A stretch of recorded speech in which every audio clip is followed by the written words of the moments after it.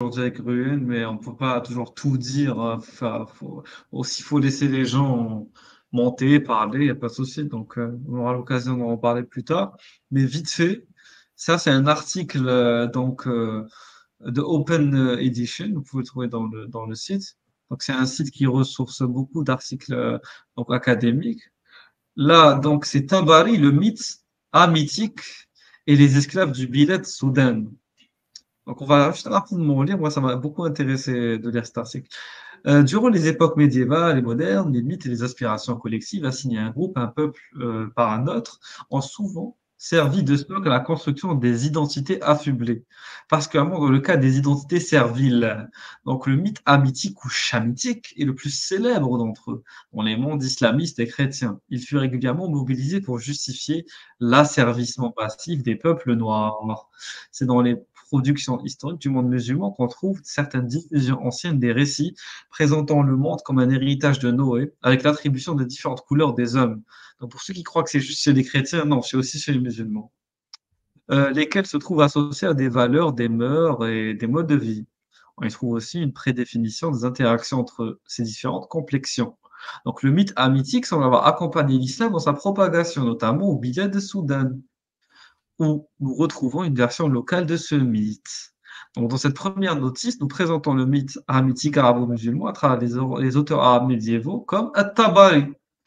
En même temps, nous souhaitons poser le cas d'une lecture comparative en montrant l'impact de ce mythe au nord du Sahara au début du XVIIe siècle, au moment où les commerçants touaregs cherchent à justifier un afflux de captifs et d'esclaves en provenance du Bilad al-Soudan. Voilà, toujours politique et économique. Des auteurs arabo-musulmans de l'époque médiévale, nombreux sont passés à la postérité pour leurs travaux. Cependant, très peu ont pu être aussi célèbres que Tabari, voilà, qui date du IXe siècle. Auteur de plusieurs ouvrages, et c'est sa chronique Tahrir qui, dans le cadre de ce travail, a retenu notre attention. Ce qui a influencé de nombreux lettrés musulmans et chrétiens d'ailleurs. Et après, Tabari, il écrit quoi dans son livre? Et je vais lire cet extrait, on s'arrête là. Or, ça c'est Tabari qui dit ça, je cite, Or, sache que toutes les créatures sont sorties après Noé, que la paix soit sur lui, de Sem, de Cham et de Japheth. Les Persans, donc les hommes blancs de visage, les gens de bien, donc les jurisconsultes, les savants et les sages, sont la rage de Sem. Un jour, Noé était endormi. Le vent souffla. Ses vêtements et découvrit ses parties sexuelles sans qu'il s'en aperçût. Japheth passa près de Noé dans cette vit les parties sexuelles. Il se mit à rire aux éclats et à tourner son père en ridicule sans le recouvrir. Cham, frère de Japheth, arriva ensuite et regarda Noé et se mit à rire aux éclats, à plaisanter, et passa outre, laissant son père dans l'état où il se trouvait. Sem vint après ses frères, et voyant Noé dans cette posture, détourna les yeux et cacha la nudité de son père. Noé se réveilla, demanda à Sem ce qui s'était passé, et apprit que Cham et Japheth avaient passé près de lui et qu'ils avaient ri, il les maudit, en disant que Dieu très haut change la semence de vos reins. Après cela, les hommes et les fruits des pays de Cham devinrent noirs, le raisin noir est du nombre de ces derniers. Voilà. Ouais. Et c'est à partir de tout ça qu'il y a une justification plus tard de l'esclavage. D'ailleurs, on peut continuer ici. Cette version turque de Tabari établit un rapport entre la couleur noire et l'infidélité. Ce dernier point étant, dans la conception musulmane, la raison fondamentale de l'affaiblissement. Parce que oui, alors, je vais vous lire la version turque. Les trois fils que laissa Noé étaient Sem, voilà, desquels sont venus les Arabes, les prophètes et gens de bien. Cham, c'est de lui que sont sortis les Nègres et les Éthiopiens, qui ont produit des descendants infidèles. Or, les enfants de Cham devinrent noirs parce que leur père s'approcha de sa femme dans l'arche, malgré la dépense de Noé, qui le maudit, et Dieu très haut changea la semence de ses reins. Voilà, par exemple. Donc ça a été rapporté aussi par Tabari, dans la version turque. Et on retrouve ça après chez d'autres auteurs musulmans, comme en effet, depuis le 9e siècle, le discours hermétique est contesté. Ah, ça c'est bien. Comme Ibn Jahiz, ok? Ibn Jawzi, Ibn Khaldoun et bien d'autres. Ces contestations, pour certains, restent teintées d'humanisme, ah oui, ok. Alors que d'autres se parlent simplement de rationalisme. Ok. C'est le cas d'Ibn Khaldoun. Il affirme l'ignorance des généalogistes qui, dans l'incarnation noire, lisent la malédiction hamitique, ce à quoi il préfère l'adaptation climatique. Au-delà de ces discours, réfutant le noachisme et ses assignations. Voilà. Bon, après, c'est hyper intéressant. Moi, j'adore lire ce genre d'ouvrage parce que je comprends mieux la mentalité voilà, du Moyen Âge et comment est-ce que on a justifié voilà, l'esclavage. Voilà. Ça permet de comprendre des textes qui expliquent la blancheur de Mohammed, par exemple. Bien sûr, bien sûr. Bon, vous voulez dire autre chose? Ce qui est Il m'a déjà semblé pris. qu'il il m'a semblé qu'il était interdit de critiquer la couleur, ou en tout cas de dire d'attaquer le prophète sur sa couleur ou quelque chose comme Oui, ça. Ça m'avait oui, choqué. oui, bien sûr. De dire qu'il sentait Donc là, mauvais ou des choses comme ça, c'était passible de dure punition, quoi. cet article, il met en lien la couleur et l'esclavage en islam, c'est ça? Peut-être que j'ai pas tout Non, saisi. Parce que c'est pas. ou en général. C'est en général. Je sais pas, c'est par rapport à Tabari ici, on parle de Tabari. Ah oui, Ok. Tabari. Donc, c'est en islam, mais il n'y a pas que ces textes connexes, quoi. Il y a le Coran lui-même, il y a les Oui, hadiths. bien sûr, Voilà. bien sûr, bien sûr. Évidemment. Mais moi, ce qui m'intéresse, c'est de savoir comment est-ce qu'on a pu justifier certains actes, notamment l'asservissement de peuples entiers, en se basant sur des mythes. Et en fait, c'est ça l'articulation qu'on fait avec Rassoul, Rubin et d'autres, c'est qu'on est en train de vous montrer en quoi les mythes peuvent être dangereux dans la vraie vie, pas que théoriquement. Puis théoriquement, moi, ça me fait rire. Moi, j'entends Noé, là, il a un enfant, il voit nu, il rit, il le maudit. Bon, c'est stupide, c'est absurde, c'est drôle, c'est risible. Mais dans la vraie vie, ça a servi pour asservir des gens, pour les esclavagiser. C'est ça le problème. Parce que ça, il Bien faut que sûr, c'est les mythes à des fins sur les populations non pas, pas éduquées, c'est clair que c'est un outil de contrôle, quoi. C'est évident, quoi. C'est évident. mais, c'est pas juste les contrôler, là, c'est les asservir, les exploiter comme des objets, comme des marchandises.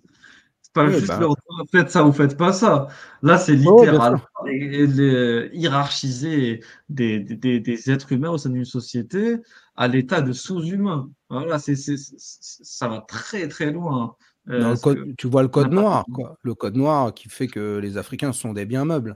C'était justifié par le Ah fait ben, qu'un Dieu n'avait pas pu mettre une âme dans un corps tout noir, tu vois. Et les femmes comme butin de guerre, ça vous va? Ouais, C'est pas, c'est pire. Et c'est intéressant là, par exemple, regardez. Parce qu'après, il y a eu une sorte de glissement vers une sortie de l'esclavage lié au noir. Ahmed Baba précise les éléments qui rendent l'asservissement légitime, comme l'incroyance. En gros, lui, il mise tout sur l'incroyance. T'es mécréant, on peut te rendre esclave. Par contre, si t'es noir. Donc lui, il sort du racisme donc lié à la couleur de peau vers un racisme lié, on va dire, à la croyance, en fait. Voilà.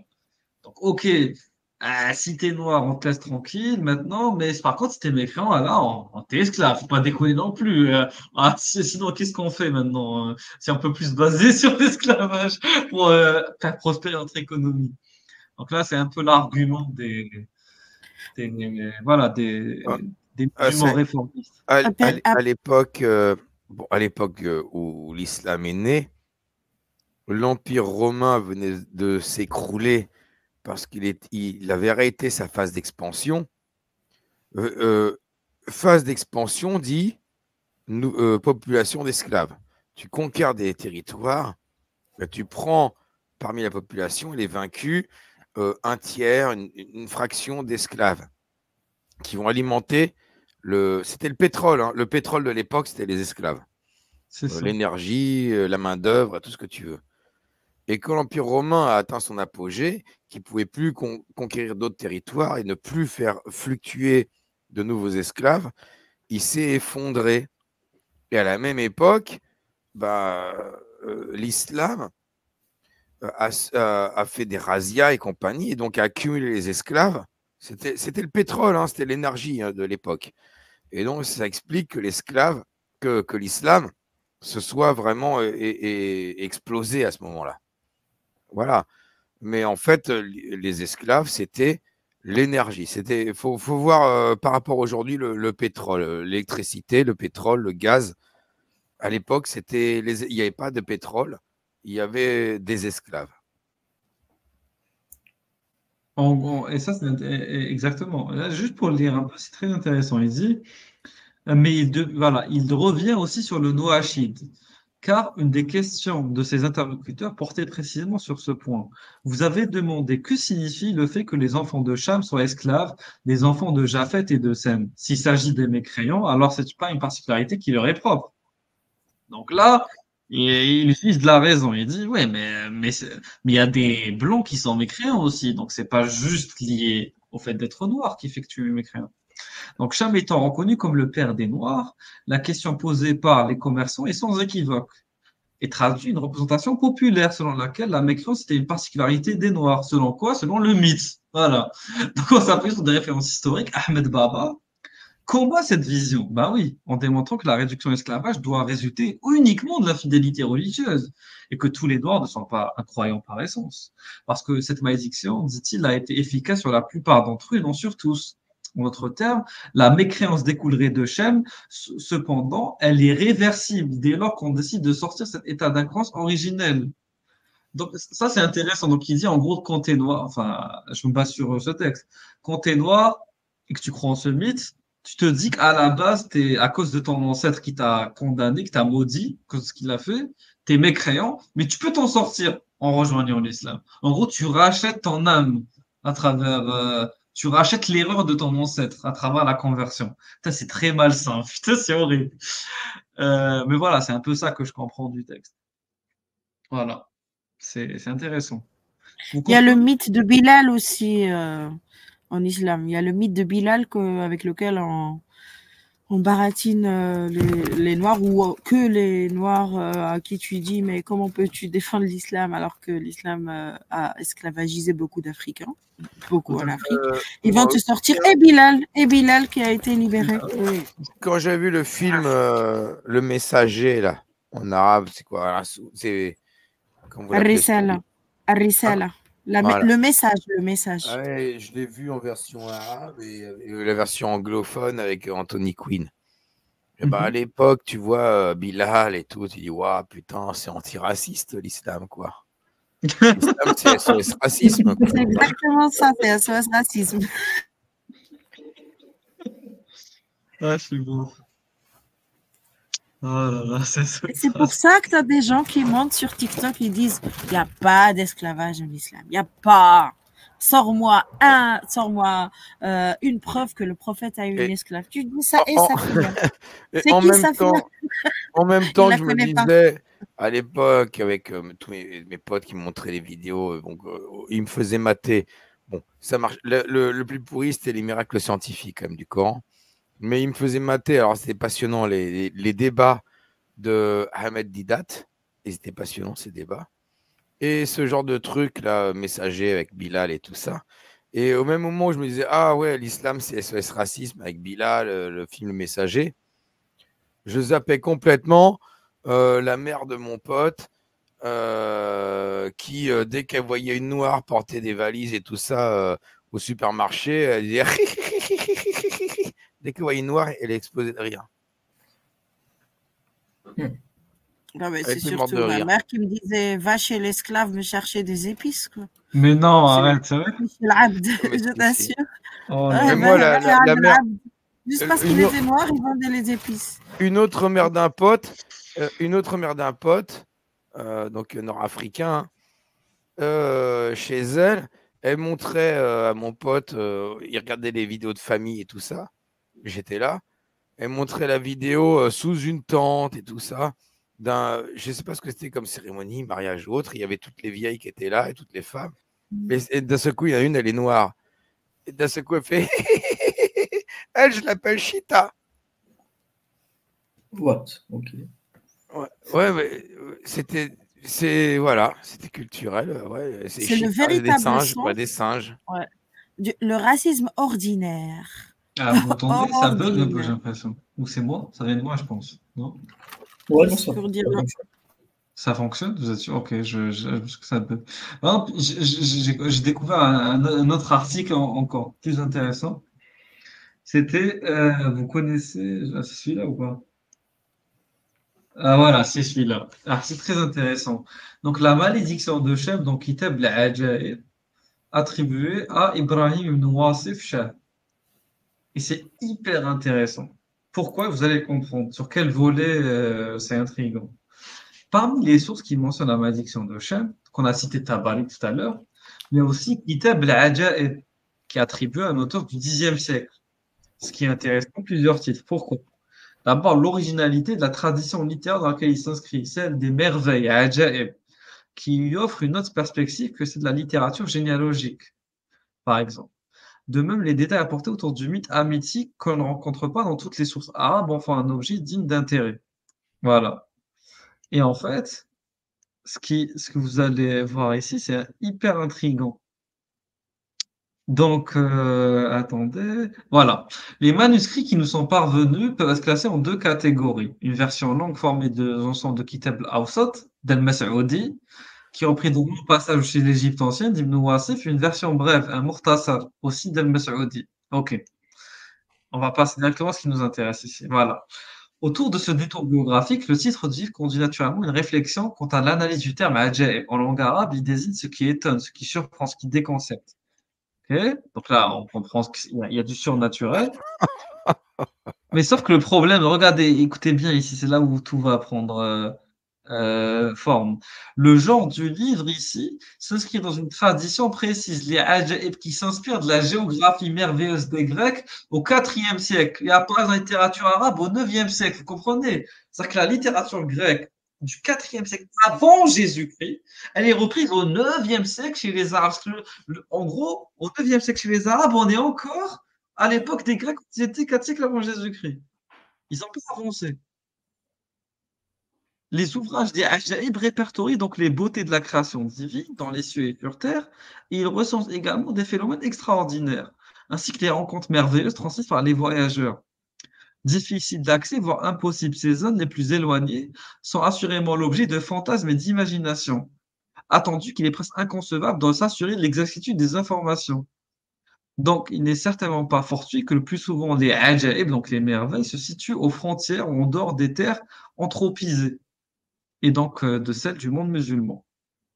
Donc en Orient, la cosmographie, qui se développe à partir du XIIe siècle, est une description appartenant au registre pseudo-scientifique, censé instruire le lecteur et le faire voyager. Je ne sais pas si vous comprenez, il mélangeait les légendes et les descriptions géographiques qu'il faisait. C'est ça le problème en fait. C'est-à-dire que le registre scientifique, il est teinté du merveilleux. Ils n'arrivent pas à séparer les deux au Moyen-Âge. Ils ne font pas la distinction entre la description géographique, scientifique d'un territoire donné, qui est inexploré, du merveilleux qu'on y rattache en vérité. Le gros problème, c'est que ça a normé ensuite le texte. Ça a donné des normes dans les interprétations et dans ce que nous, on a aujourd'hui. Exactement. Par exemple, là, non, ça te parle d'une mer verte, une île habitée par des descendants d'un peuple nas-nas, des hommes possédant une main et un pied se déplaçant par don. Tu vois, bon, n'importe quoi. Qu'est-ce que c'est que cette merde encore? Donc, on parle de trône supérieur, de trône inférieur, de tablettes, de kelem, d'anges, de cieux. Donc, ça mélange la théologie islamique avec la géographie.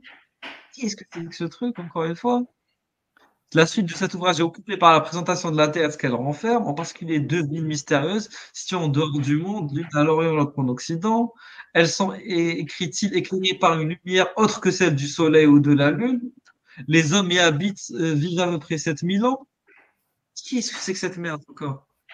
On y trouve encore la race merveilleuse et celle des femmes marines, qu'on appelle les filles de l'eau, j'imagine qu'ils parlent des sirènes. Elles ont l'aspect de belles femmes aux cheveux flottants. Elles sont pourvues d'organes sexuels développés et de mamelles. Elles parlent un langage incompréhensible accompagné d'éclats de rire. C'est quoi un organe sexuel? Attends, organe sexuel comment? Démesuré? Attends. Oui, Organe développer. sexuel. Développer. Développé. Ça ressemble à quoi? Je suis Je désolé, sais. hein. Ça ressemble au oui. Un organe sexuel développé, c'est quoi? C'est en fait, elles ont des bites. J'en ai pas. Mais elles ont des obs, quoi. C'est des sirènes avec un gros ob. C'est ça, en fait. En C'est tout quoi ce délire de merde? En tout cas, c'est en continu. Regarde, avec ce chapitre, Al-Mukhtasar al-Ajaïb traite de l'histoire depuis Adam, puis des nations principales, à partir de Noé. On y trouve l'histoire de Cham, mais on s'intéresse et plus particulièrement, et que nous présentons dans la seconde partie de cet article, à l'instar de la table des nations de la Bible. L'auteur classe parmi les descendants de Japhet les peuples de Gog et Magog, les Grecs, les Slaves, les Byzantins, les Francs, les Perses, les Turcs, les Chinois, les Lombards, les Romains, les Espagnols. En ajoutant, c'est à la race de Sem que Dieu donna la suprématie, les livres révélés, les prophètes. Noé établit Sem avec sa race en une place éminente parmi ses frères. Clairement, c'est du racisme pur, institutionnalisé, voilà, médiéval. Et après, enfin, le morceau qui clôt le livre, c'est le plus long d'ailleurs, puis la moitié de l'ouvrage, celui qui renferme une histoire légendaire de l'Égypte depuis le commencement du monde jusqu'au pharaon de Moïse. Voilà. Et qu'est-ce qu'on comprend ici? En outre, au-delà de l'aspect hétérogène, ah là, voilà, désolé, je vais reprendre depuis le début. En conclusion, on doit insister sur deux points importants. D'abord, l'importance du genre littéraire auquel appartient l'ouvrage, à savoir le merveilleux où se côtoient des récits historiques très sérieux et des récits imaginaires. C'est comme si maintenant, on allait, je sais pas, moi, prendre un livre d'histoire, voilà, je sais pas, sur l'histoire d'Afrique du Nord, sur l'histoire de l'Amérique du Sud ou sur l'histoire du Japon, et qu'on y mélangeait tout ce qu'on connaissait en termes de mythologie. Ah, dedans. Comme si on parlait des Grecs en parlant de la mythologie grecque. Voilà. L'histoire du Japon avec Sangoku. Ouais, exactement, c'est ça. Exactement. Exactement, c'est ça, en fait. C'est de la folie. Apparemment, en outre, de l'aspect hétérogène de cet écrit se pose la question de la paternité de l'ouvrage. Néanmoins, malgré toutes ces réserves, l'ouvrage n'est pas dénué d'intérêt, parce qu'il nous renseigne sur certains mythes et récits qui pouvaient circuler en Orient au Moyen Âge. Voilà. Voilà. Et c'est passionnant de comprendre comment ils faisaient à l'époque. Mais c'est pour ça que maintenant, jusqu'à maintenant, cet héritage perdure. Maintenant, quand tu parles avec certains musulmans du monde arabo-musulman, on va te parler de science en t'incluant du créationnisme.